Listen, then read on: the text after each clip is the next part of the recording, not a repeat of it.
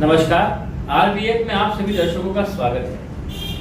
आज हम आपको मिलवाने जा रहे हैं यशवंत जी भंडारी से। आरबीएफ में बहुत बहुत स्वागत है। नमस्कार।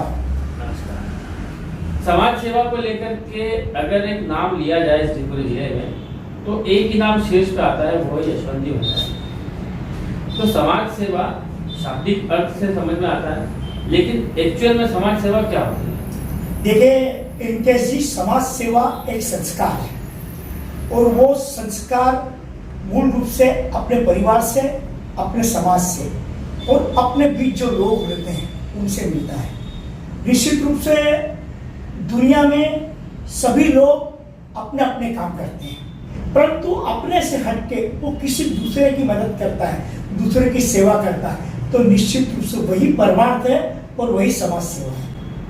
समाज सेवा को लेकर कई बार आरोप ये लगते हैं कि लोग समाज सेवा के नाम पर सिर्फ अपना स्वार्थ सिद्ध करते हैं। मैं आपने जो बात बताई है, मैं 100% उससे सहमत हूँ। आजकल समाज सेवा फैशन बन गया।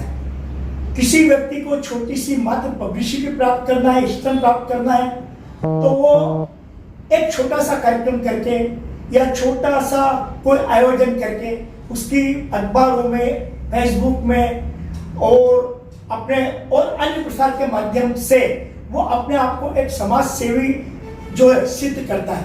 पर तो मेरा यह मानना है कि जिस तरह पानी का बुलबुला रहता है उस तरह वो पब्लिसिटी रहती है।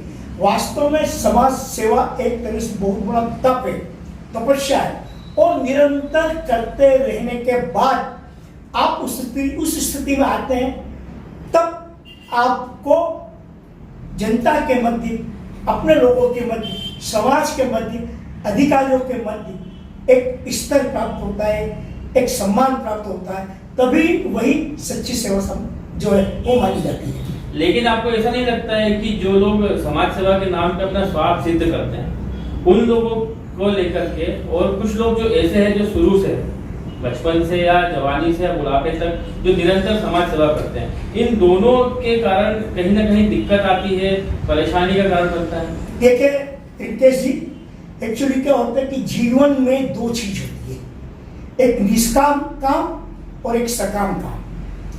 जो समाज सेवा निरंतर करता है वो उसकी निष्काम काम रहता है, और कुछ फायदे के लिए या अपनी पब्लिसिटी के लिए यदि वो करता है वो सकाम काम होता है। मेरा निश्चित रूप से यह मानना है कि जो व्यक्ति निष्काम समाज सेवा करता है, निष्काम काम करता है, उसे अन्य कोई व्यक्ति कुछ भी क्या कर रहा है उसका उससे कोई सरोकार होता ही नहीं। कोई व्यक्ति कुछ छोटे से काम करके चाहे वो कितनी बड़ी पब्लिसिटी कर दे, और कोई व्यक्ति निरंतर जो अपने काम कर रहा है वो करता है, तो निश्चित रूप से एक समय ऐसा आता है तब जो निरंतर समाज सेवा के निष्काम भाव से जो काम कर रहा है उस व्यक्ति का ही जो है पूरी दुनिया में सम्मान होता है, ओहदा प्राप्त होता है, और सबसे बड़ी चीज ये होती है कि उसकी वॉइस में आवाज होती है, दम होता है, ताकत उसकी आवाज ताकत होती है। मेरे कई अनुभव है, कई समाज सेवी जिनका आपने पहले जिक्र किया है, वो एक बार समाज में आते हैं, कोई कार्यक्रम कर देते हैं, लोग उन्हें अपनी इच्छा से, दबाव से या कैसे भी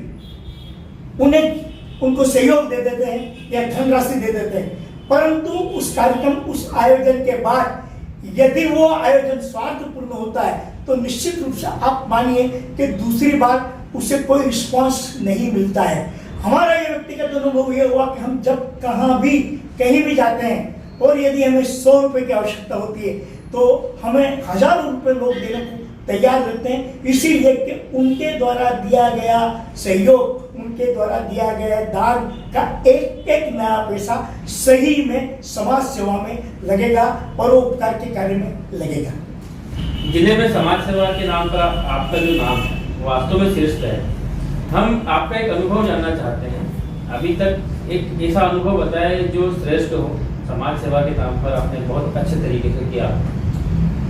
देखिए, अनुभव तो मेरे जीवन के बहुत हैं, परंतु जहाँ तक एक बहुत बड़ी कि आप बात करते हो तो मैं आपको दो बात बताता हूँ। मेरे जीवन के दो अनुभव रहे। एक अनुभव 2010 का है, जब मैं देवझरी से वापस आ रहा था और आपके हाउसिंग अपना वेयर हाउस के सामने एक स्कूटर वाले व्यक्ति ने एक वृद्ध को टक्कर मार दी थी और वो चला गया था। वो वृद्ध असहाय होकर गिर पड़ा था। मेरा आना हुआ, मैंने उसे देखा, एक जीप रुक गई और उसे मैंने तत्काल वहां से लेकर अस्पताल गया, उसे एडमिट करवाया। 2 दिन तक उसकी जितनी भी सेवा थी वो की। मुझे इस बात की खुशी, उसके बाद वो वृद्ध जो है वो बिल्कुल ठीक हो गया। और उसके ठीक होने के बाद वो 3, 4 बार, 5 बार जब भी मेरे घर की ओर से हमारे रास्ते पर निकलता, वो बड़ी ही उसकी जो दृष्टि थी, उसके जो भाव थे मेरे प्रति, वो बड़ी श्रद्धा के थे। मैं उन्हें हाथ जोड़ता था, परंतु वो जो भाव मैं उनके देखता था वो जीवन में आज तक मुझे याद है। और एक ऐसे हादसा हुआ था मेरे साथ। मैं भोपाल से दिल्ली जा रहा था, झांसी के आसपास ट्रेन रुकी तो एक व्यक्ति मेरे पास बैठा हुआ था, उसकी एक 6 साल की बच्ची थी। अब झांसी में गाड़ी रुकी तो उसने कहा कि मैं पानी लेके आता हूँ। वो पानी लेने गया, थर्ड एसी थी, योग से उसकी बच्ची भी उसके साथ उतर गई। अब वो और इतने में ट्रेन चालू हो गई, बच्ची अलग चढ़ गई और वो व्यक्ति अलग चढ़ गया। अब वो बच्ची जैसे देखा, अब तो बच्ची नहीं हो, घबरा गया। मेरे को पूछा तो मैंने कहा यार बच्ची तो थी यहीं कहीं ट्रेन में चढ़ी है। अब वो बहुत परेशान हो गया। हमने कहा चलो देखते हैं। अब लोग ऐसे बने कि जिस जगह हमारी एसी क्लास थी उसके पास में डाइनिंग क्लास थी और डाइनिंग क्लास के दरवाजे रात में 11 बजे बाद बंद हो जाते। हमने आधा घंटा हो गया, हमें बहुत प्रयास करें।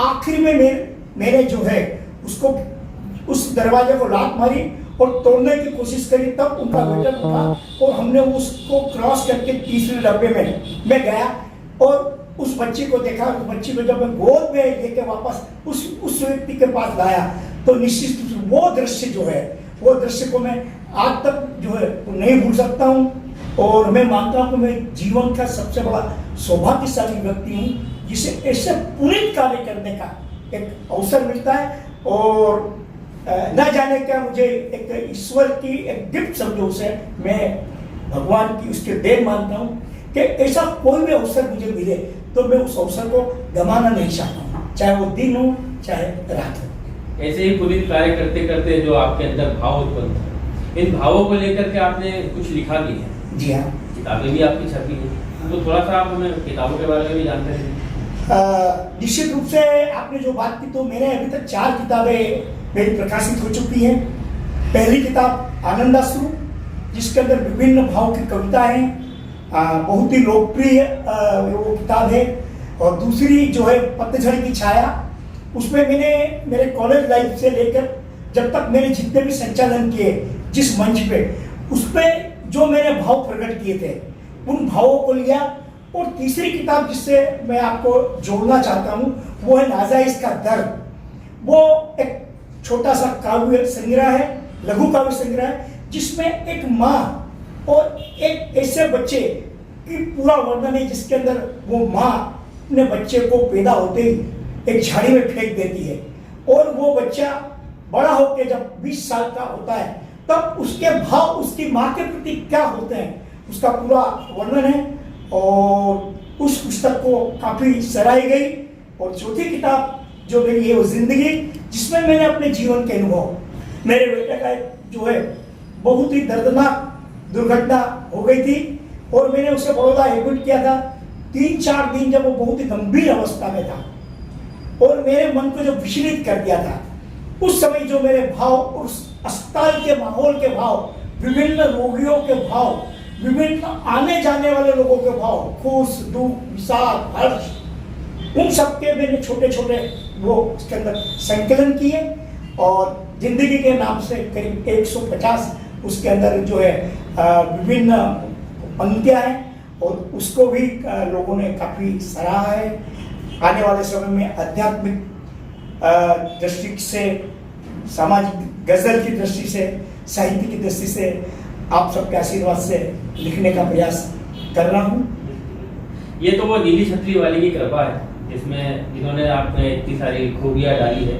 और इन्हीं चीज को लेकर के हम फिर से समाज सेवा करते हैं। झाबुआ जिले में समाज सेवा की कितनी जरूरत है, आप क्या मानते हैं? देखिए साहब, मेरा ये मानना है कि झाबुआ जिला समाज सेवा का अथाह संबंध है। यहाँ का पिछड़ापन, यहाँ के वनवासी लोगों का, यहाँ के आदिवासी लोगों का भोलापन, और उसके बाद यहाँ की स्थितियाँ ऐसी है कि समाज सेवा की अनंत अनंत संभावनाएं इस जिले में है। जो यहाँ पर है कि समाज सेवा के नाम से कई बारी संस्थाएं, मुझे अनुभव है, वो आती है, कुछ काम कर देती है अपना अखबारों में, मीडिया में चलकर, और उसके बाद में राज्य स्तर पर या राष्ट्रीय स्तर पर या अंतर्राष्ट्रीय स्तर पर वो इस झाबुआ जिला या इस ट्राइबल बेल्ट के नाम से जो वो बहुत आगे जो अपनी पब्लिसिटी करके बढ़ जाते हैं, परंतु उसके बाद वो भूल जाते हैं। मूल रूप से आज हमें फिर इस झाबुआ जिले में समाज सेवा के नाम पर यदि किसी की जरूरत है तो आज हमें समाज सेवा के नाम पर झाबुआ जिले में जो काम परम श्रद्धेय बाबा बालेश्वर दयाल जी ने किया, ऐसा काम करने वाला, निस्वार्थ सेवा का काम करने वाले ऐसे व्यक्तियों की आज झाबुआ जिले में बहुत जरूरत है। कई सारी कंपनियां, एनजीओ वगैरह यहाँ आए हैं समाज सेवा के नाम पर वो सेवा शुल्क लेकर के पीछे हटे हैं, क्योंकि आज भी झाबुआ की जनता, ग्रामीण जनता की पाँव में चप्पल नहीं है, उनके बच्चे नंगे पैर घूमते हैं। तो इस चीज को देख के लगता ही है कि समाज सेवा के नाम पर सिर्फ दिखावा है और वो सेवा शुल्क लेकर के रफू दफू होते हैं। यही एक बड़ा आरोप है समाज सेवा। आपका कहना, मैं कह रहा हूँ, दुरुस्त है। कई बार हमने देखा है, कुछ लोग आते हैं, मैंने तो इतने देखे कि वो अपनी पब्लिसिटी के लिए पूरी स्कूल के अंदर, कई बार हम लोग तो पूरा काम करते हैं कि मान लो एक स्कूल में गए हैं और उन्हें पता है कि आपको क्या कमी है, जैसा आपने जूतों का जिक्र किया या चप्पल का जिक्र किया, तो वो लोग अपने घर के पुराने 5-10 जोड़ी जो जूते और 2-3 नई जोड़ी जूते रख के फोटो खिंचवा के एक साथ बता देंगे बहुत बड़ा काम किया। जबकि स्थिति ये कहते हैं आपको करना है तो जितने बच्चे वहां पर हैं उन सब बच्चों को जो है वो आप जूते पहनाएं। मेरा यह मानना है कि वही जो चीज आज जो समाज सेवा हो रही है वो समाज सेवा नहीं है, मात्र आडंबर है, मात्र दिखावा है और अपने आप को ज्यादा श्रेष्ठ प्रदर्शित करने का सबसे खराब और निर्लज तरीका है। आरबीएफ में आने के लिए आपका बहुत बहुत धन्यवाद। यशवंत जी भंडारी ने हमें बताया समाज सेवा के बारे में, समाज सेवा की सारी ऊंच नीच, छोटी मोटी सारी बातें बताई। जब हमने उनसे कुछ आरोपों के बारे में बताया तो उन्होंने उन आरोपों को माना भी। कई बार समाज सेवा सेवा शुल्क लेकर के खत्म की जाती है, ऐसा भी उनका मानना है, सही है ये आरोप, लेकिन उन्हें ऐसा नहीं करना चाहिए। समाज सेवा एक निस्वार्थ भाव से होती है और उसी भाव से निरंतर समाज सेवा करते रहना चाहिए। आरबीएफ के साथ बने रहिए। नमस्कार।